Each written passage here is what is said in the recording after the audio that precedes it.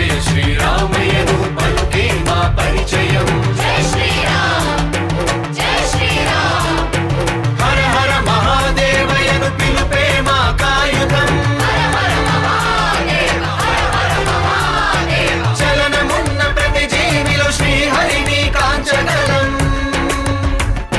నిశ్చల రాతిలనైనా శంకరుడిని చూడగలం. హిందువులం ప్రకృతికి బంధువులం. ధార్మికులం శ్రీరాముని వారసులం.